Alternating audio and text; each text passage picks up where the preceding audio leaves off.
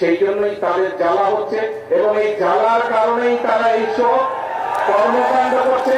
তাই তো আমরা ধরে নেব, তাই নয় কি? রেডিও টিভিতে দেখেছেন আপনারা কিছু সংখ্যক মানুষ একটা পরিস্থিতি তৈরি করার চেষ্টা করছে, রাস্তাঘাট বন্ধ করে দিচ্ছে, যানবাহন চলাচল বন্ধ করে দিচ্ছে, এখানে আগুন ধরাচ্ছে, ওখানে উত্তেজনা সৃষ্টি করছে। এই কাজগুলো যারা তারা করে, তাহলে আপনারা কি মনে করেন প্রথমেই কি আইনের শাসনকে তারা বাধাগ্রস্ত করছে না? আইনকে আইনের মতন কি চলতে দিচ্ছে? দিচ্ছে না। প্রিয় ভাই বোনেরা, আমরা খেয়াল করে দেখেছি যে এই যে অন্তর্বর্তীকালীন সরকার যখন ক্ষমতায় ছিল, এই 12 তারিখের নির্বাচনের আগে অন্তর্বর্তীকালীন সরকার ছিল, সেই সময় আমরা দেখেছি দেশে কয়েকটি দুঃখজনক এরকম অন্যায় ঘটেছে।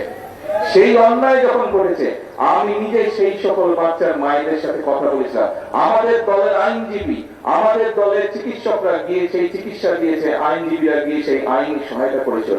কিন্তু তখন আজকে যেই সকল ব্যক্তিরা হইচই করছে, রাস্তা অবরোধ করছে, বড় বড় কথা হচ্ছে, সেদিন কিন্তু তাদেরকে আমরা মাঠে দেখিনি, সেদিন কিন্তু তাদেরকে আমরা দেখিনি যে তারা অবরোধ করেছে।